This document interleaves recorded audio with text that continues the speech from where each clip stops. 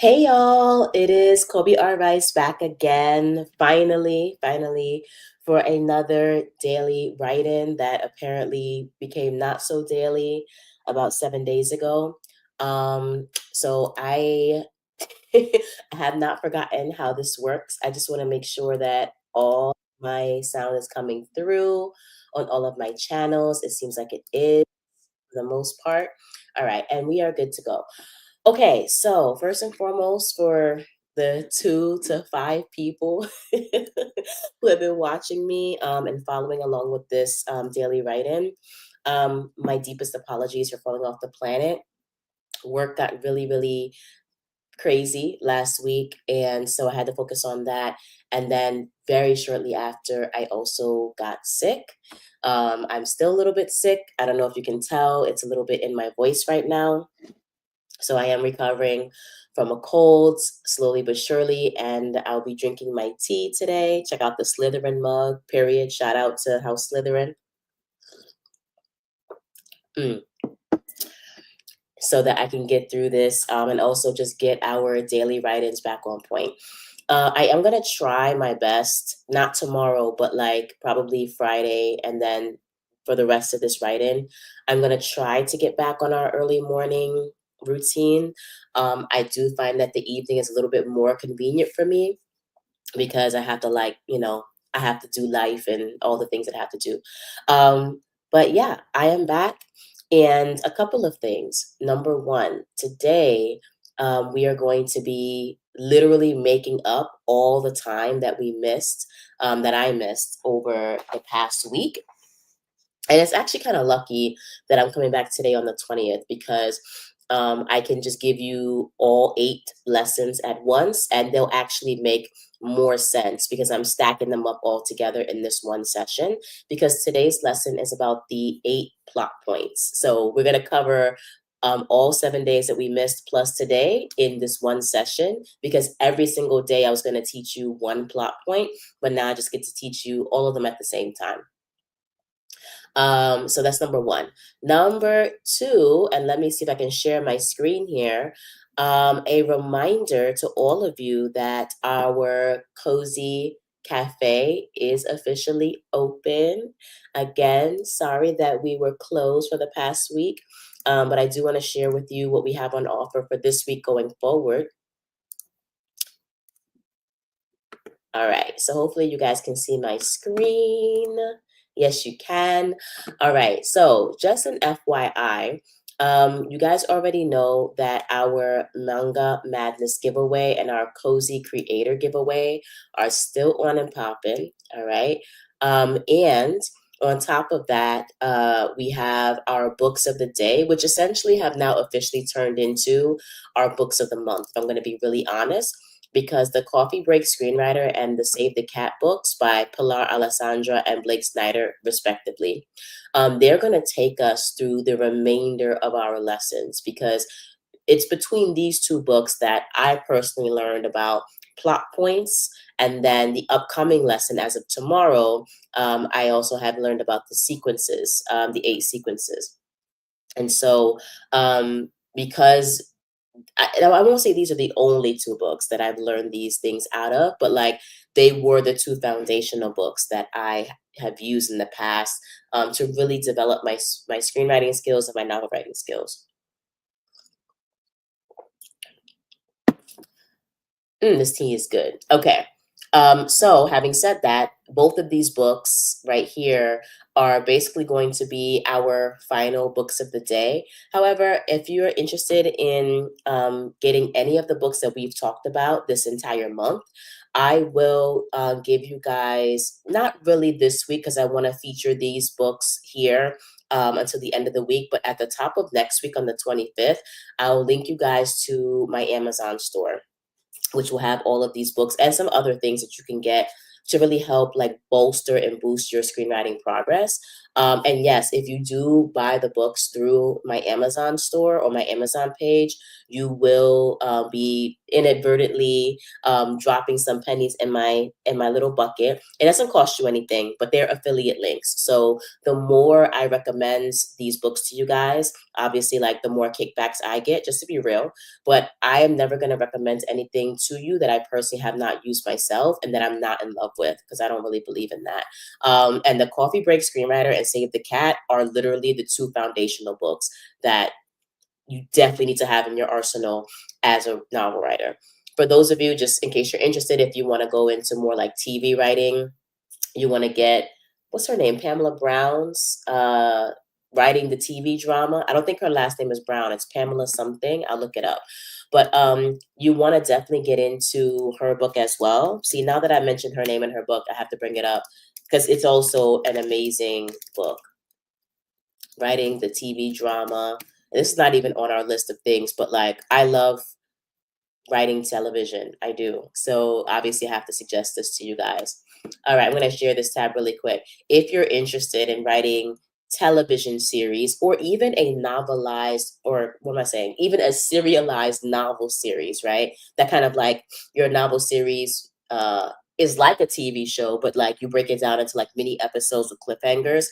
Definitely get this book, Writing the TV Drama Series. It is chef's kiss, okay? And the author is Pamela Douglas. So, oh, and this is a new version. I think I got this new version as well. Let me see. Absolutely. Yep, I purchased this on 20.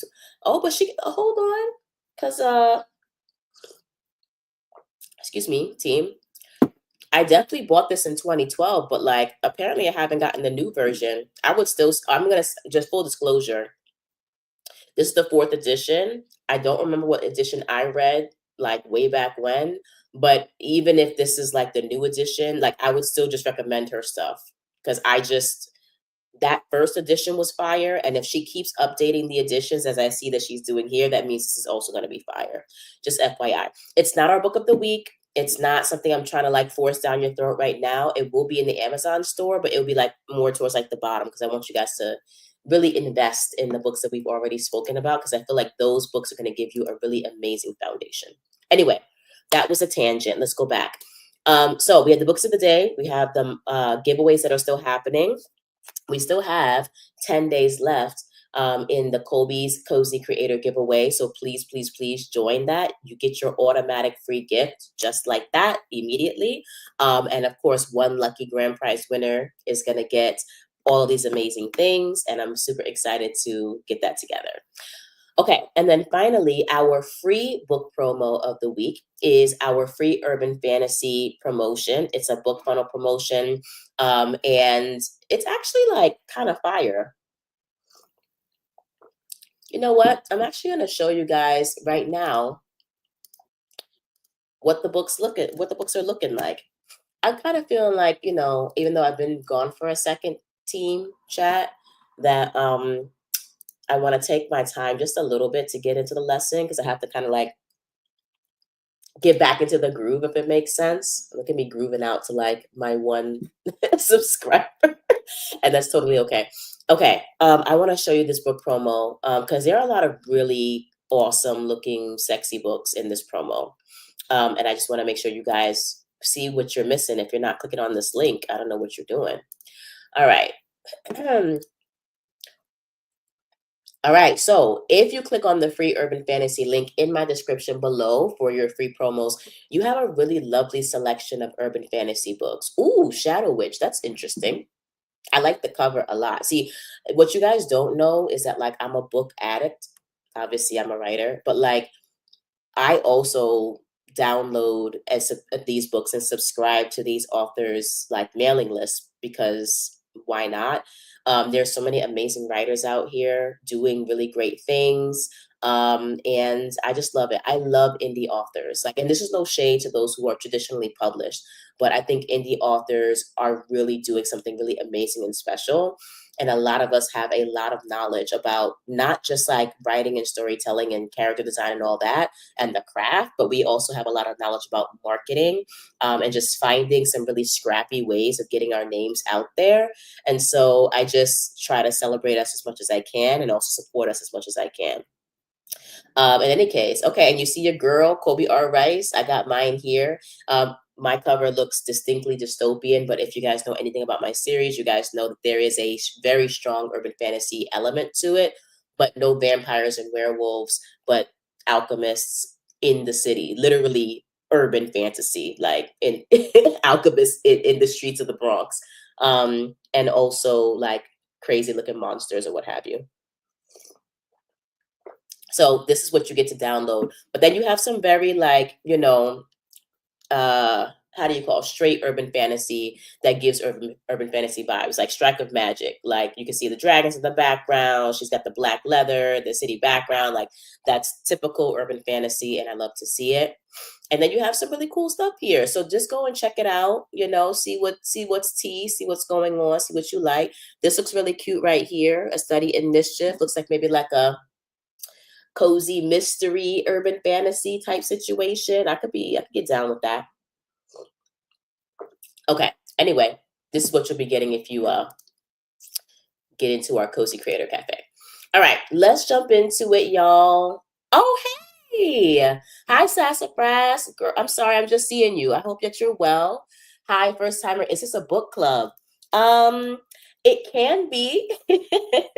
Would you? I'll be whatever you want me to be, Sassafras. Oh, so yeah, we can definitely make it a book club. But what this is actually is a 30-day daily write-in. So if you're a writer or a creator, yes, please. I love it.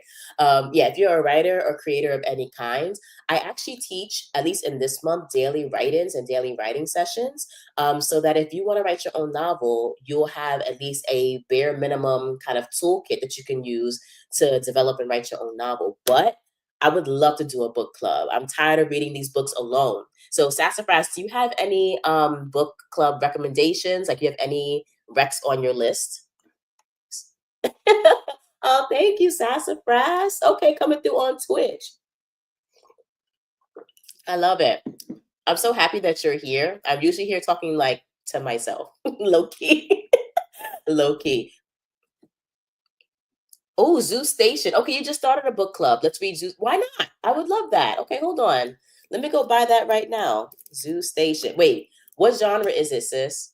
Or actually, I don't, my bad. I actually don't know if you're like sis. I'm just like busy giving you all these monikers. Let's see, Zoo Station. Let me see. Um, ooh, Zoo Station, the story of Christiane F. Oh, wow. Let me look at this. Hold on. Let me see if. Okay, awesome. Hey, sis. Girl, I didn't want to just jump to conclusions.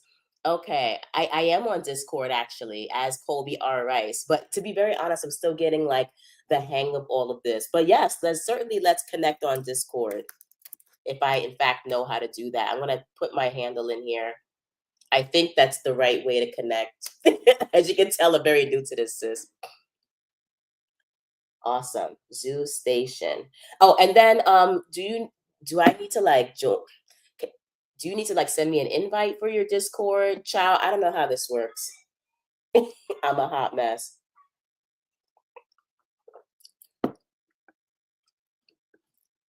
All right, you drop that in. All right, let me check. Let me close this out. Boom, boom, boom, and boom. Oh my God, I'm actually talking to someone.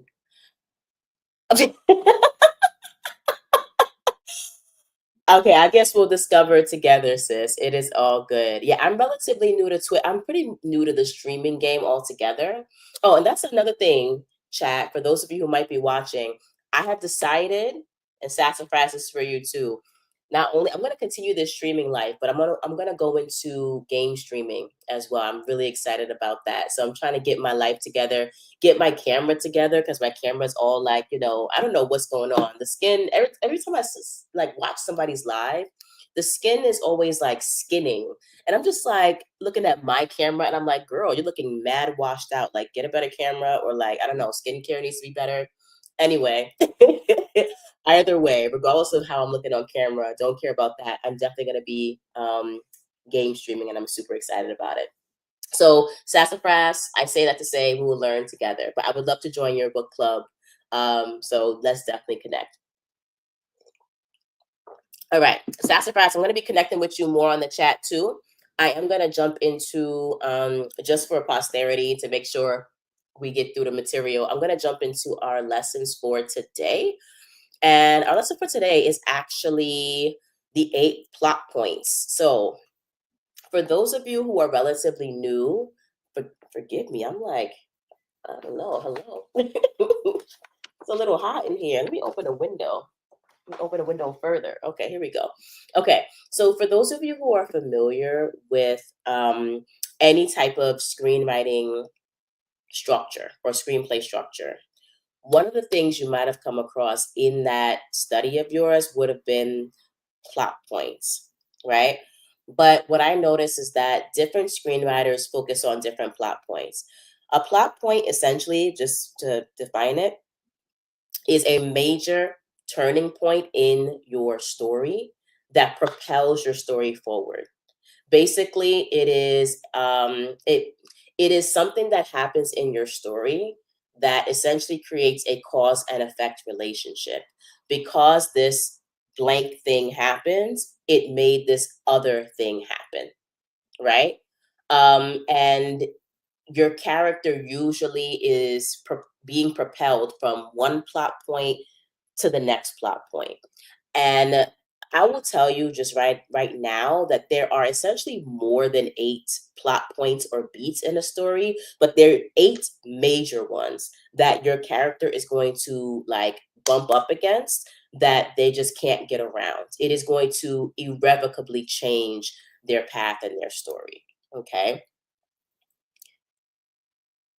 Pause. Okay, thank you so much, Sassafras. I appreciate you.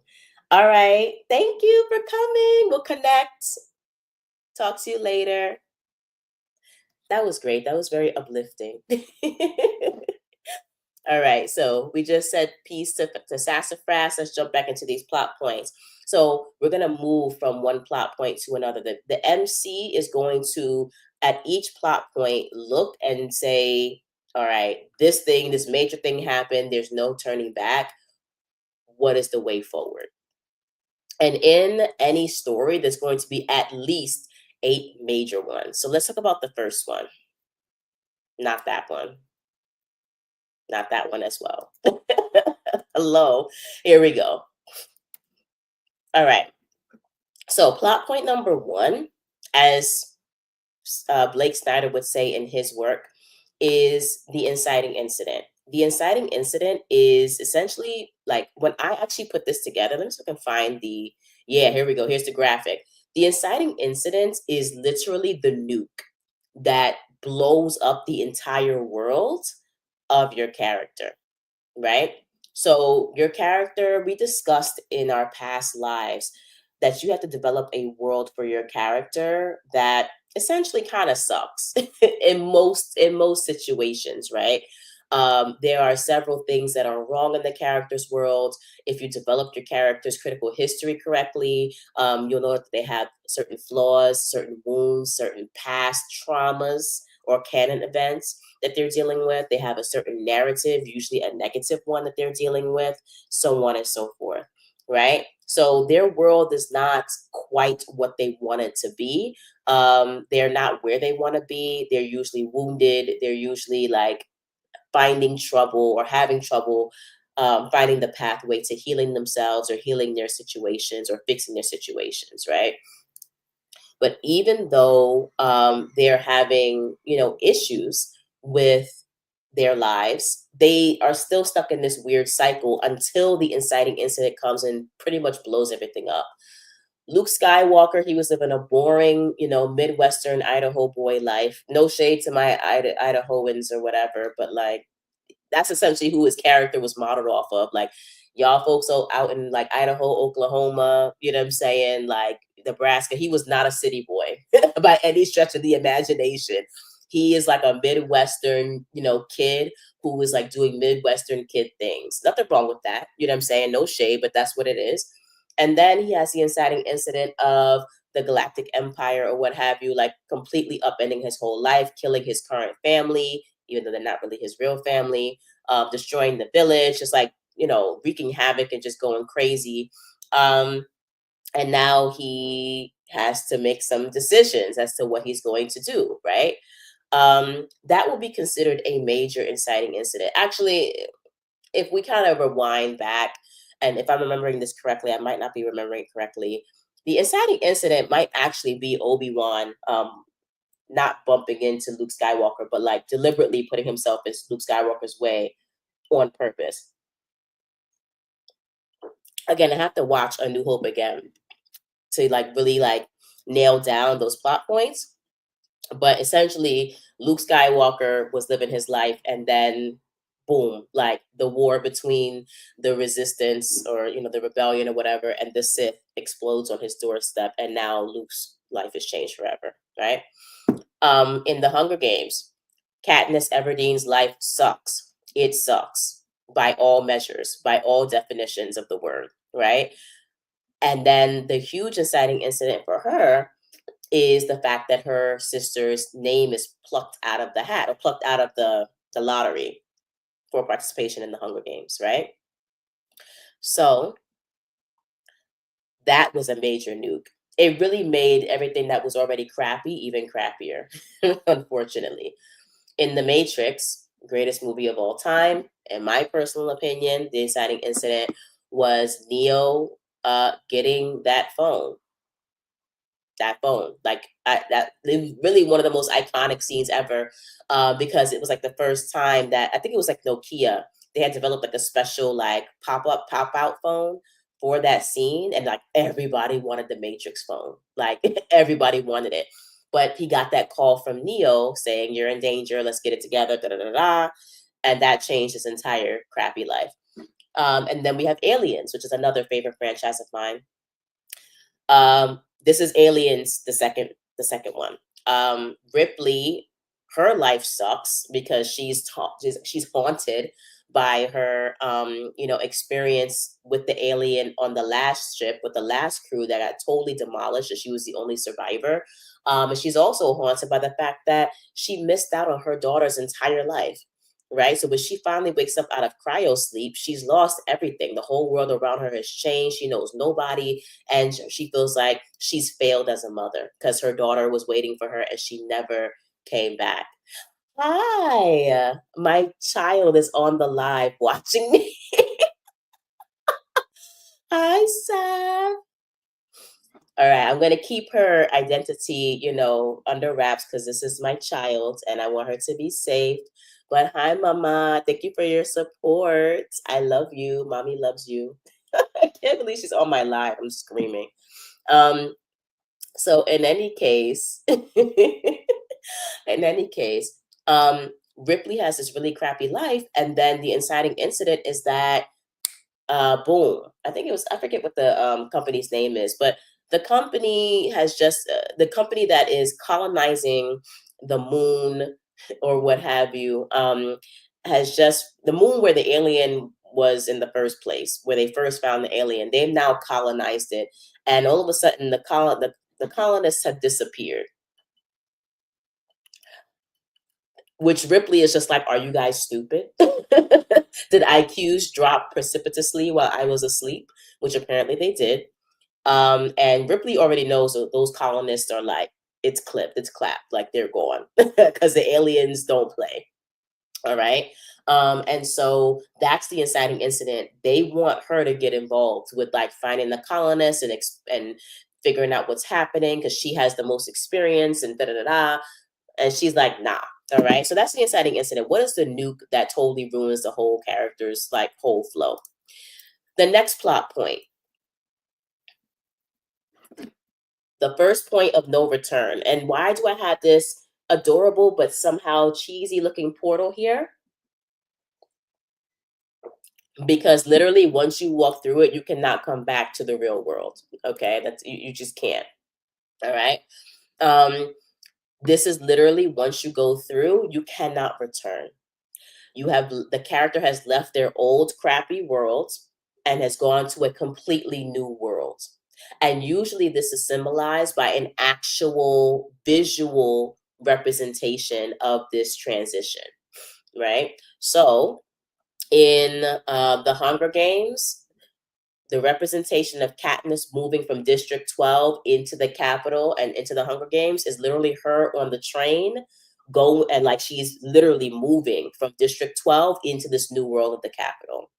For Aliens, that franchise, Ripley, she's getting on the ship with the Space Marines, and they're leaving the current planet and going to the alien infested planet. There's no turning back. This is the new world. For Neo, it is so clear what the first point of no return is. Again, one of the most iconic scenes ever created, the red pill and the blue pill, right? He takes the red pill, he goes through this whole process, and his point of no return is actually very involved.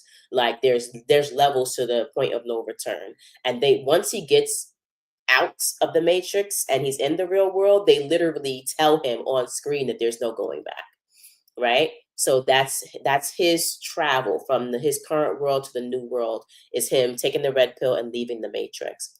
All right.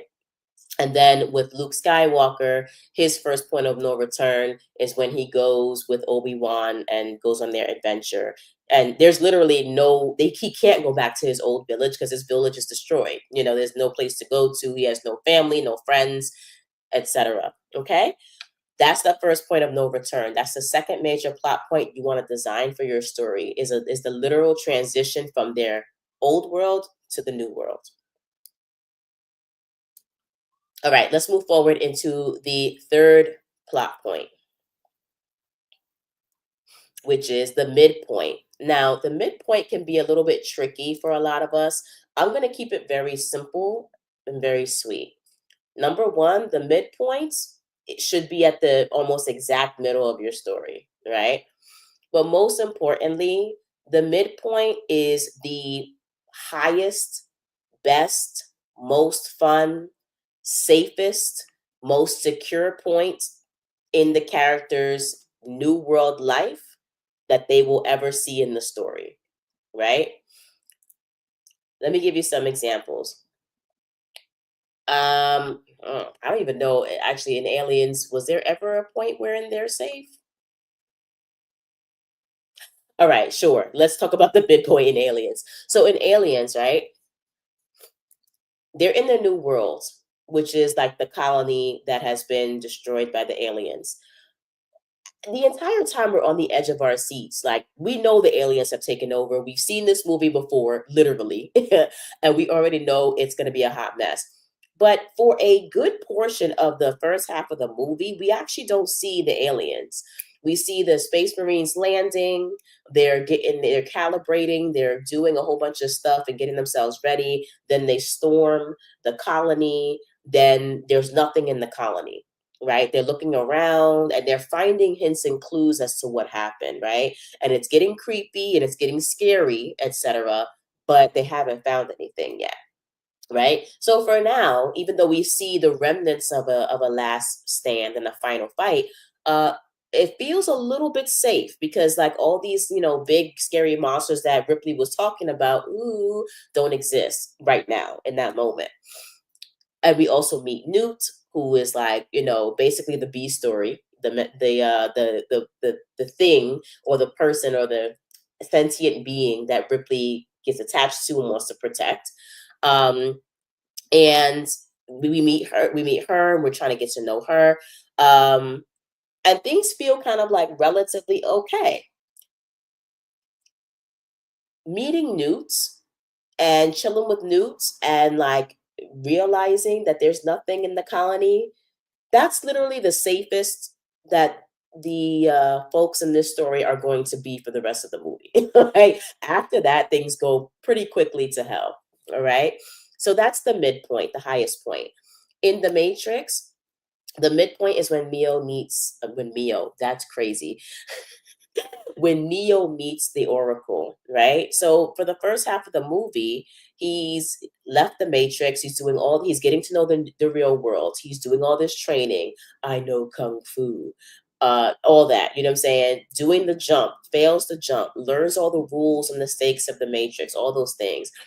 And we know that evil still exists and all that, like, in the fringes somewhere, but it's not really directly attacking us right now, right?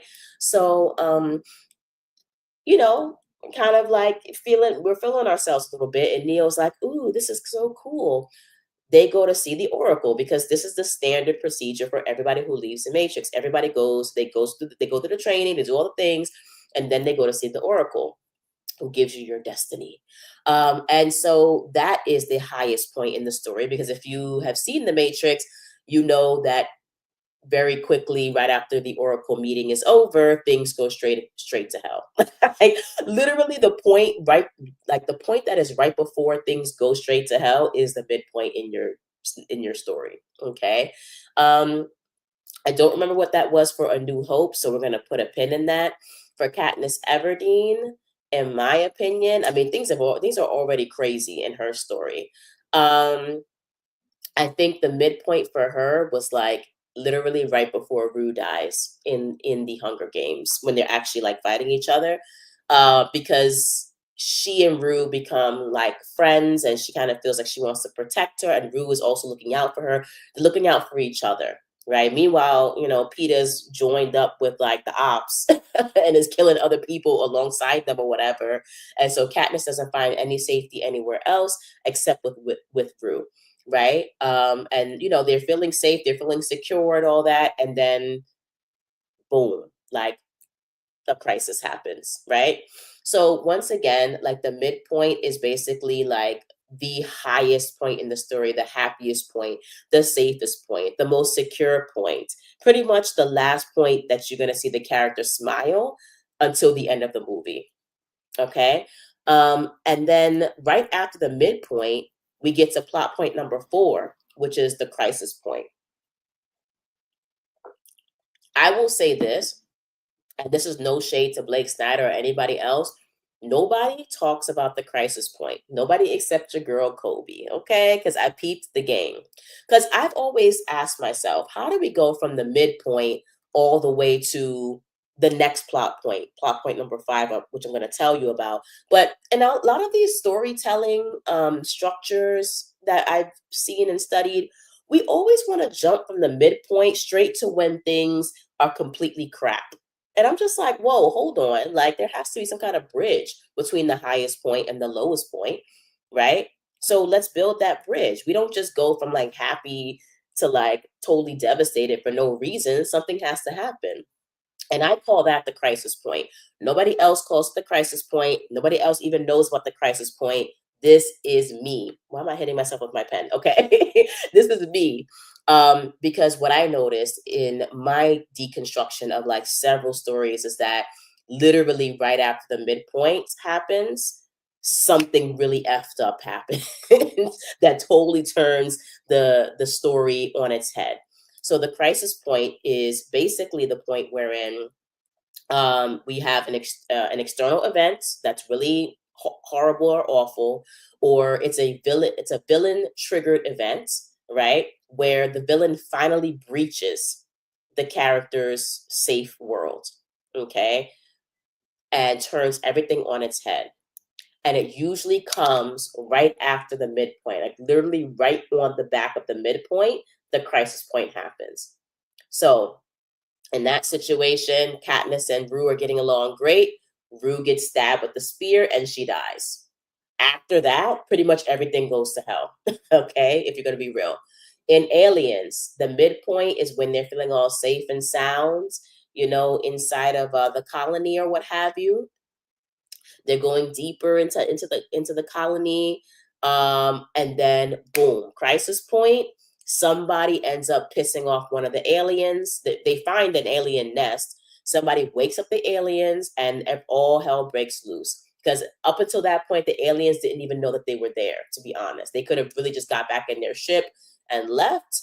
Now they can't. they're trapped, they're escaping. It's such a great movie. I'm probably going to watch it a little bit later. In any case, um, in The Matrix, Neo goes to see the Oracle, and they're on their way back from seeing the Oracle. And then what happens? There is a deja vu, a glitch in the Matrix that tells the team that the Matrix has suddenly been changed. But it's been changed because one of their teammates has basically betrayed the team and sold the team's location out to the machines, to the AI. And the AI has now set this trap for them. So they thought they were just going to have like a regular, we're going to get back on the phones to get out the Matrix. Nope. They cut the hard lines. They trapped them in this building. And now the machines are coming after this team. And they're trying to also capture Morpheus. Okay. That's the crisis point for those three movies. So, excuse me. So just remember that the crisis point is basically the villain inspired or or villain initiated trigger points or villain initiated events that completely blows up the harmony and happiness, or at least temporary harmony and happiness of the story that you're telling. We cannot, in my opinion, we cannot get from the midpoint to the worst point in the movie without having the crisis point first. We need to know the point at which things go bad. All right. So I feel like that's very, very key in you to, and when you develop your own story, you need to develop the story with both the midpoint and the crisis point in mind. All right. Bear with me. We're about halfway through, and then we're going to have our writing session. Point number 5, the black moment, or as Blake Snyder would call it, the all is lost moment. I like both terms. I prefer the black moment because I feel like it just communicates visually what's supposed to be happening at this point in time.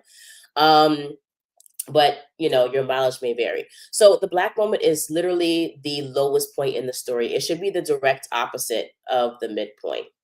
Okay. Okay. All right, Mama. She says she's going to leave the live when we start writing. That's fair. Thank you for your support. um, so the black moment, or the all is lost moment, in Blake Snyder's words, is the moment wherein the everything is screwed, effed, totally just like clapped and clipped. All right. The all is lost moment, like the character has lost everything. Either the mentor has been killed or captured, all the friends have been killed or captured. The super great machine that they were going to use to go back in time is destroyed. You know what I'm saying? Like, there's literally no hope. This is the all is lost, no hope left. They took everything from me, moment. And in Blake Snyder's words, it should be a mirror of the midpoint. So the midpoint is the highest point. The black moment is the lowest point. So everything that was going well at the midpoint, all those things, let's say you had like 4 things going great at the midpoint. All of those 4 things need to be readdressed in the black moment, but in the opposite. So if not you, but if the MC and the love interest were like starting to gain some momentum at the midpoint, they're not at the black moment. Either the love interest or the mentor has walked away from the main character because the main character is still trash, or they've been captured, or they've been killed, or they've been compromised in some way, what have you. Okay. If the character was gaining some momentum and like learning, their new special powers and their moves and everything like that, and they were getting the hang of like this new world at the midpoint, and the black moment, it has become very clear that they have no power whatsoever and what have you. This is actually very aptly, I don't know if that's the right word. I would say it's wonderfully encapsulated in Spider-Man Into the Spider-Verse. Excuse me. Sorry. Into the Spider-Verse, the black moment where Miles basically, like, the team turns on Miles and is like, you're real cool, but you're not really ready to be Spider-Man. And the OG Spider-Man like ties him up and is like, you can't really get out of this, and until you can, like, you're gonna have to stay here, and we're gonna save the world. Even though what it means is that Miles cannot validate his existence in this world of Spider-Man, and these all these other Spider folks that he's gotten to know, they're probably gonna die trying to defeat the Kingpin because this is not their world. You know what I'm saying? And Peter Parker, OG Spider-Man, is also risking that he is going to die because he's the one who has to activate the machine to send everybody back to their dimensions. But in doing so, he will be trapped in his own. He'll be trapped in Miles' dimension, which means that he will die. A lot of rules and logic there. Watch the movie. The movie is phenomenal. The second movie is even better. But that is the black moment from Miles. For aliens, right? The black moment. That is the moment where the whole team has been destroyed by the aliens and Newt has been captured by one of the aliens. Okay. It's just all is lost. Like Ripley has nothing left. She can still escape, she can still walk away. But that comes along with, even though her body will live, that comes along with a character death. And we'll talk about, see, this lesson, the series that I'm putting together is actually not long enough to really go into the really awesome nitty gritty of each of the beats in a story, because I really wanted to talk to you guys about Susan K. Quinn's mirror moments. And also, I wanted to talk to you about the different types of deaths that are risked at certain stages in a story. Because the character doesn't only risk a physical death, they also risk spiritual death. And always remember, when you're creating a plot point, a character can walk away at any point in time until they're locked into Act 3, right? Um, and rather, they can walk away with their lives intact at any point in time until Act 3, usually. In Act 3, they risk not just spiritual and emotional death, but also physical death, usually. All right. But any point before Act 3, they can always walk away, but they will be soulless, right? They will not have fulfilled their destiny. They will not have healed their character flaw. They will not have, you know, done what they needed to do in order to fix their critical history. In fact, they might walk away even more damaged. But we're gonna get into that maybe in like a future lesson that I'll do. But the black moment is really about not really the physical death, but like a spiritual one, because the main character is usually still physically alive at this point in the series or in the story. But if they walk away, like if Ripley walks away from Newt, she will never be able to get over that for herself, right? So that's the black moment. I kind of rambled a little bit, but I hope that that was helpful. Okay, plot point number 6. The second point of no return. So there are, you see, I found another cute little portal for this one. This is yet another representation of when a character moves from one world to the other world and they cannot go back to that old world. Usually the character is moving from their new world that they've grown in, that they understand a little bit more, that they've gotten used to, they've grown accustomed to, like they have friends, they have, things that they care about, they've gained new skills, right? And for the most part they're still on familiar territory. But in this point of no return, the character makes another physical move from the current territory to enemy territory. That's the primary definition of the second point of no return. The character is moving from their current territory into enemy territory so that they can basically have the final battle between themselves and their enemy, right? And we'll talk about territories and turfs a little bit more later as well when we talk about the 8 sequences. I talked about this in the 4-act structure, right? In the storytelling structure that I talked to you guys about like over a week ago now. And I told you guys in that particular lesson, or in those lessons rather, that sorry, my child. I told you guys in those former lessons that the acts are not just about the chunks of your story, but it's also about turf. If you recall, Act One, you're on the main character's turf. Act 2A, you're on the New World turf, but the character is on the Allies turf, right? It's a new world for the main character, but usually it's a world that is filled with allies and people who want to mentor and help the main character, or at least are neutral to the main character. But the mentor has a understanding about the new world, right? So it's relatively safe.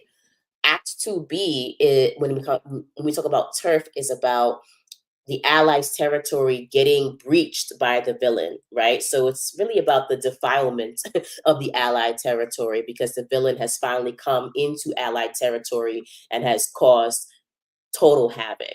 So it's really about the destruction of the Allied territory. And then Act 3 is about enemy territory. Okay. So where the main character was completely safe in Act 2A, they are extremely unsafe in Act 3.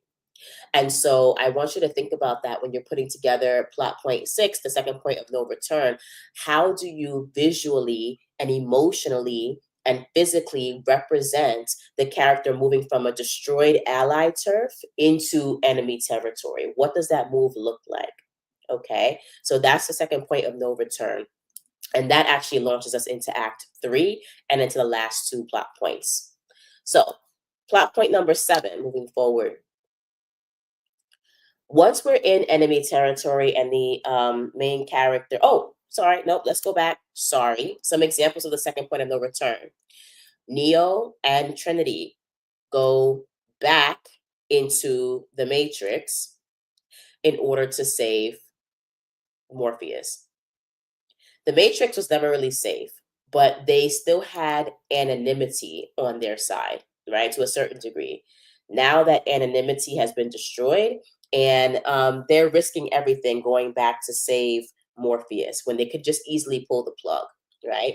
Like I said to you just now, like a few minutes ago, Neo could have walked away from that conflict with his body and his life intact. But if they had to pull the plug on Morpheus in order to, win against the machines, they all risked a soul death, an emotional death, because essentially they would have betrayed their leader to do the easy thing as opposed to the right thing, right? But they don't do that. Instead, they risk physical death, going back into enemy territory, which is now crawling with machines and AI that want to kill them, and who know that they're actually coming for him, right?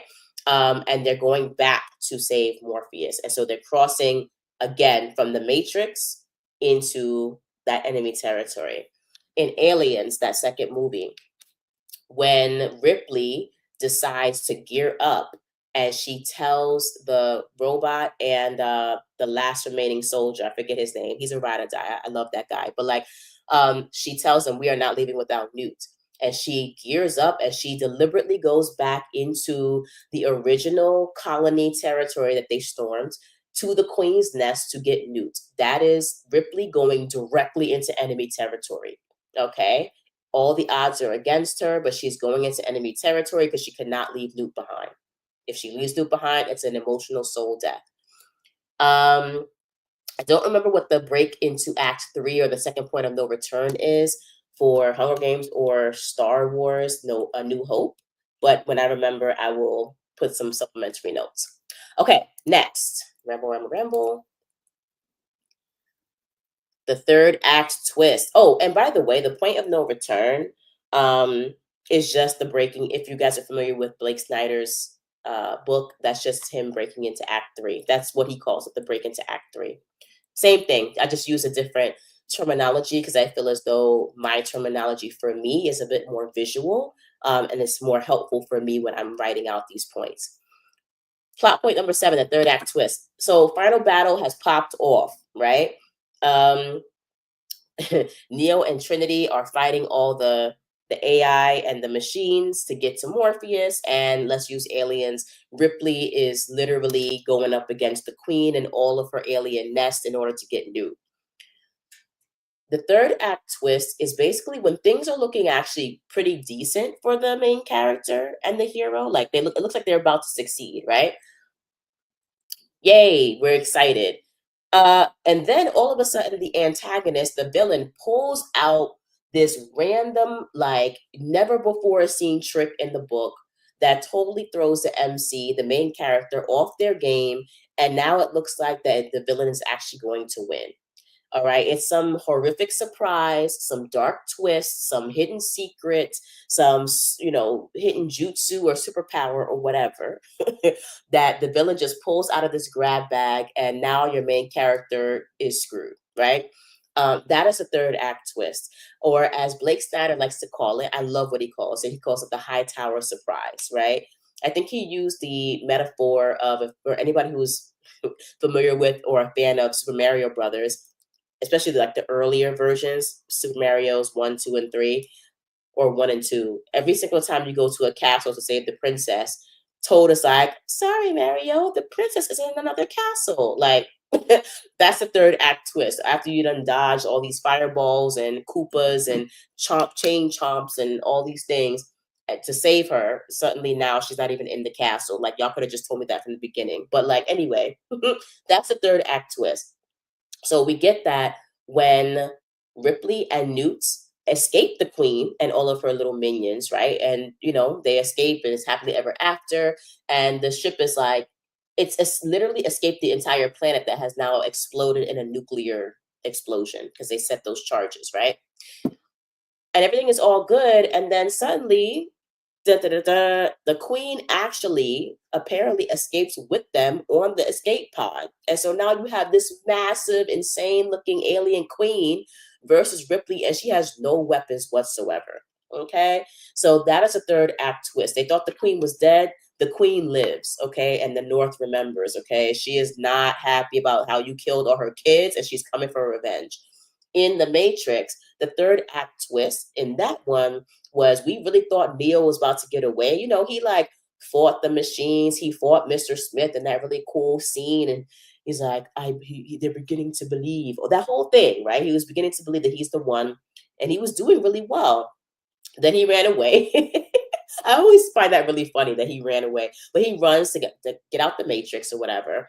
And just as he's about to get to the phone that will take him out, Mr. Smith pops up right behind the door and kills him, right?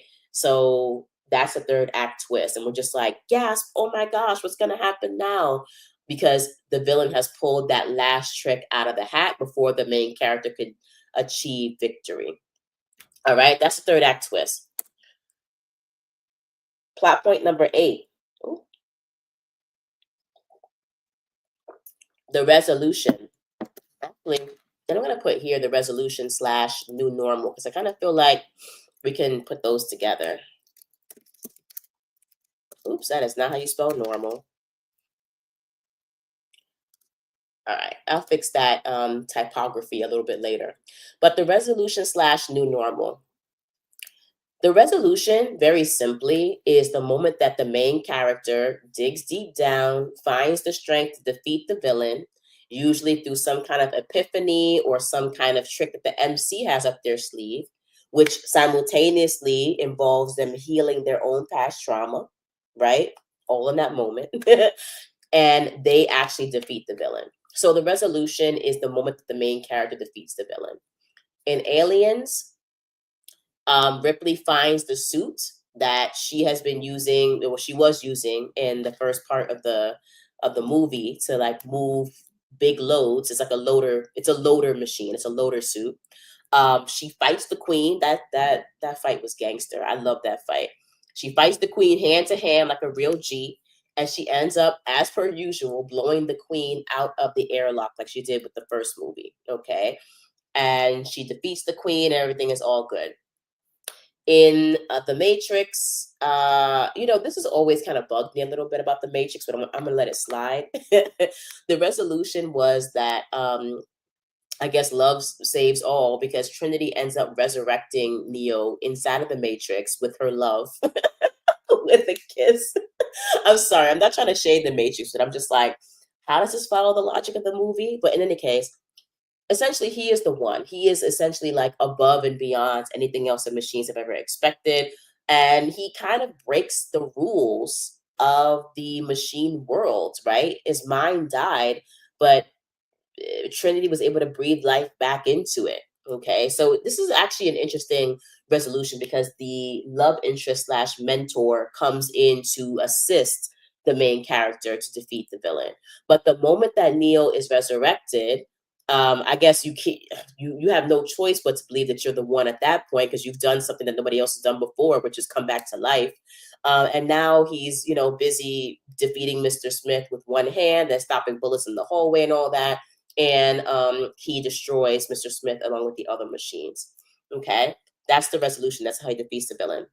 In both of these scenarios, though, you should also create a sort of subplot, subbeat called the new normal. After evil is defeated, what does a new world look like? After Mr. Smith and Neo both witness the possibilities of the human mind, right, and human resilience, and after Neo uses those things to defeat the machines, what does this new world look like? Well, in the movie, Neo is actually telling us what that new world looks like when he's on the phone with the machines and he's telling them that, like, we're about to crash this whole system that you guys, the system of control, we're about to crash it completely, right? And so he's telling them what the new normal is looking like in very clear terms. I really like that ending actually because it really encapsulates what a new normal can look like.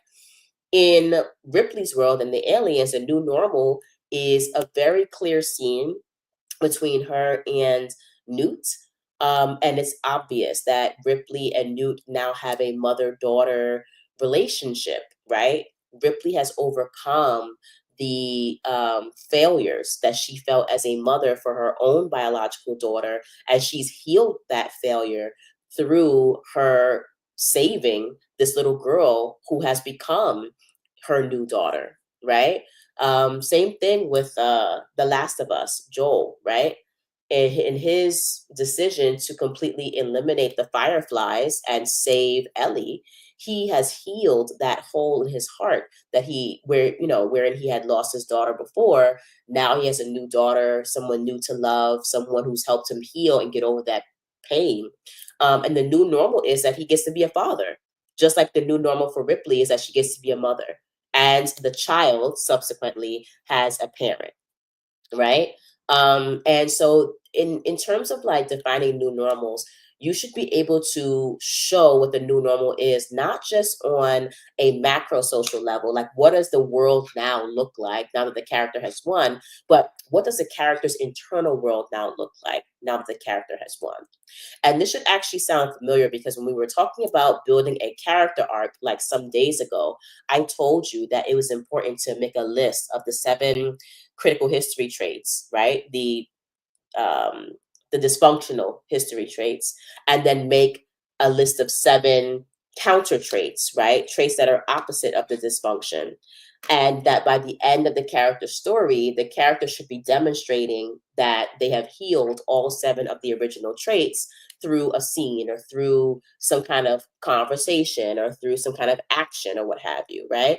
So the healing of these 7 traits that you've already planned for in the end should come out in your scenes, right? They should manifest themselves in your storytelling as the new normal.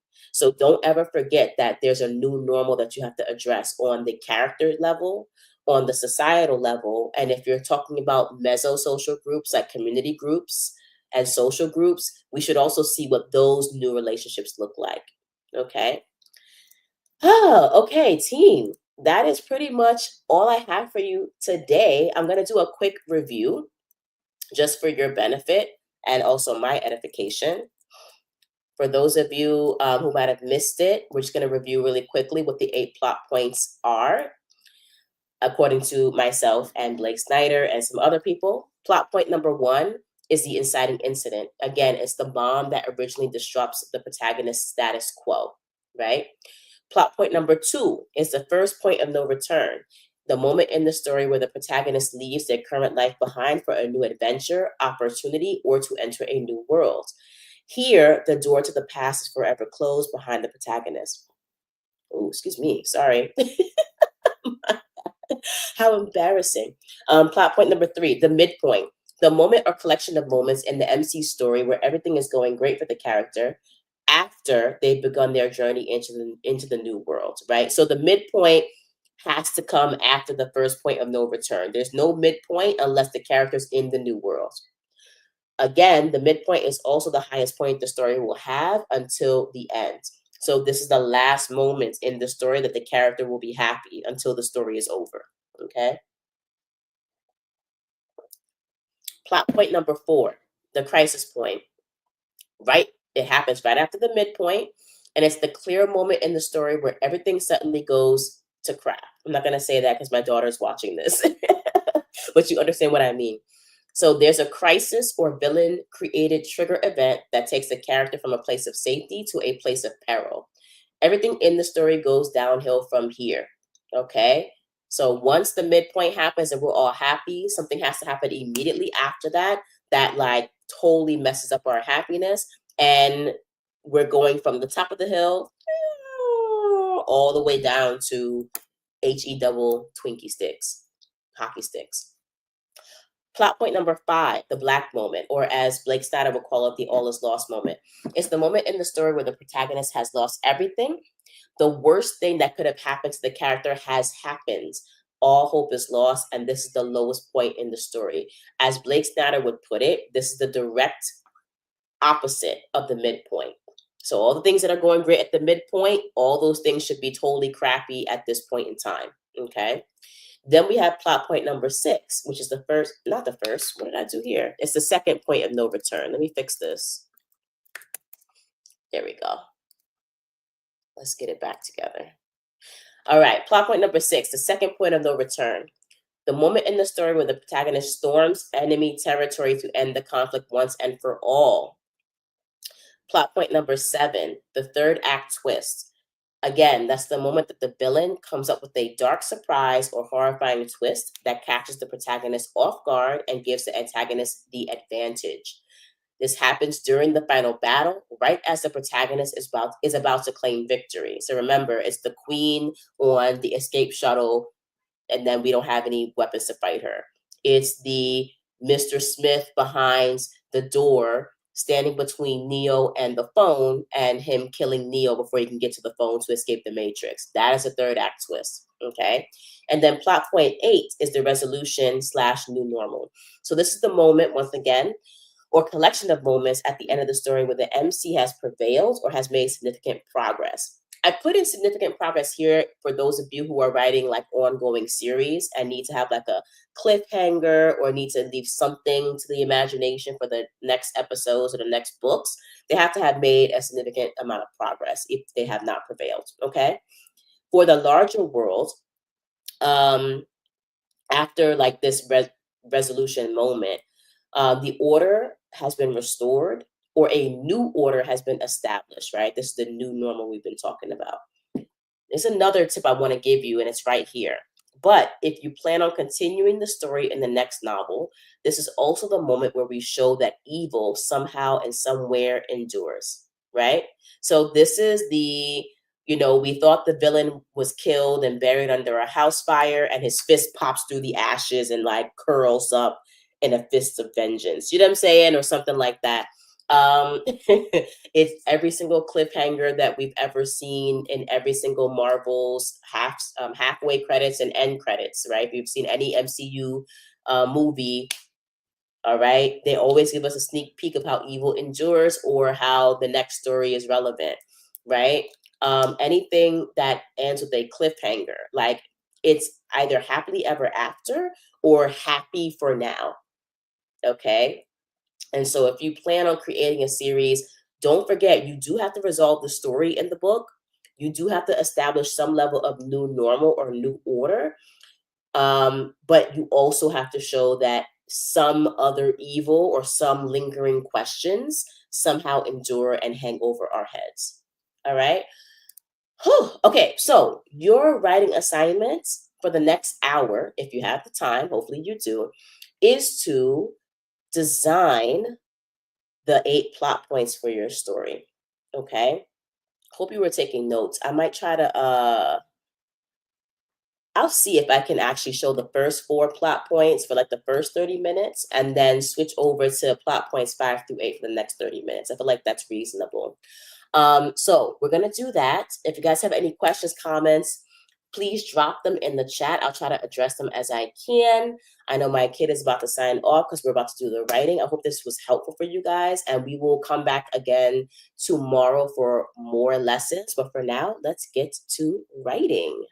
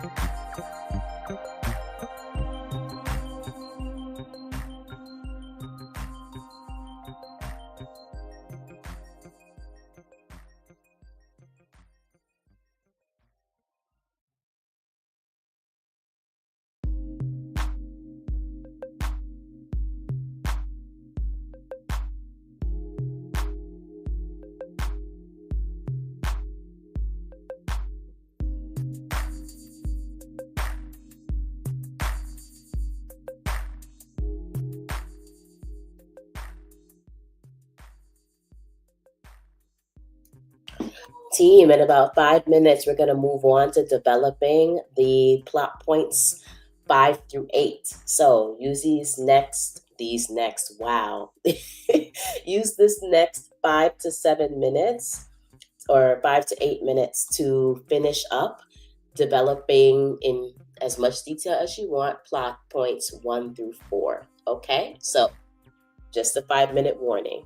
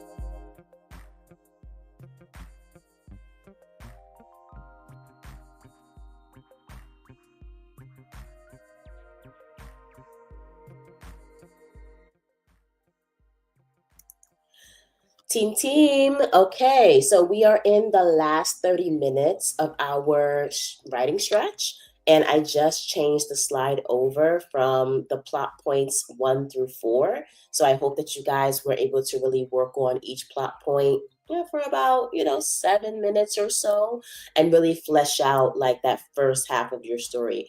Now we're moving on to plot points number 5 through 8. And so take the next 30 minutes and, work on those plot points, spend about 5 to 7 minutes per. So by the end of this, you'll have a really solid story that flows from beginning to end. All right, let's get back to writing.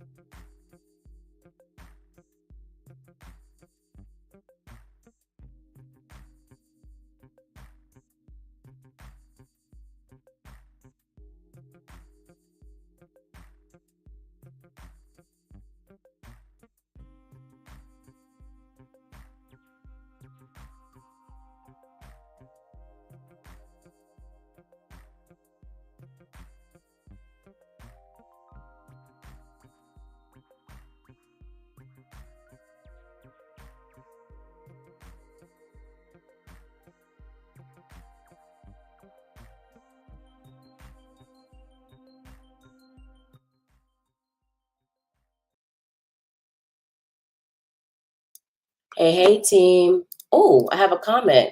Mighty Master 99. Hi. Nice to see you. Actually, you came in right at the end of our live, just as I'm about to wind down. But thanks so much for joining. We're going to be back on tomorrow at around 6:30 if you want to join us for some more writing, creating, or whatever it is you want. But feel free to pop back in. Thank you so much for popping in and coming out. Mighty Master, let's see. I might check you out and follow you if you have like your own channel. Anyways, hey. All right, team. So we're actually about to wind all the way down because we are coming to the end of our writing session. I hope you guys had a lot of practice with the 8 plot points and that you have a pretty solid understanding now of where your story is going from beginning all the way to the end. What we're going to be doing for like the next 8 days is now actually going from the 8 plot points all the way up to the 8 sequences, right? So essentially, the plot points are going to be the final scenes and turning points for each of the 8 sequences that we're going to build out. So I'm going to show you what that structure looks like. We're going to talk about how the 8 sequences of a story are actually 8 mini adventures in your story, and how each of those 8 mini adventures end with one of the 8 plot points. So you see how in the plot development process that I use, that I studied from other people who are like way better at this than I am. But I've also, taken all of this knowledge and developed it into a really, I think, helpful step-by-step structure upon which I can build a really amazing breakneck, high octane cinematic story. And I just want to pass that on to you guys as well. So tomorrow we're going to be dealing with sequence 1 of the 8 sequences, and that is going to be called the status quo. So I'm really excited to show you guys basically how to create the 8 sequences as those 8 adventures, introduce the first adventure, and give you all of the different characteristics of what the first sequence should look like, what it should have in it, and how to end it really strongly on the plot point. Okay, so having said that, just a quick reminder that we also have the, go back, back. Cozy Cafe that's open. Make sure you join my 2 giveaways that are happening right now, the Manga Madness giveaway and the Cozy Creator giveaway. If you've already entered, there is yet another opportunity to earn at least 50 more entries so that you have a better opportunity to win the grand prize for either one of these giveaways. Check out our books of the day, The Coffee Break Screenwriter by Pilar Alessandra and Save the Cat by Blake Snyder. And then, of course, we have our free urban fantasy book grab, totally 1,000% free urban fantasy ebooks by indie authors, and they're really great. So please go check them out. You can check everything out and enter the giveaways in the links in my description below. But until then, until tomorrow, happy writing. Ooh, excuse me.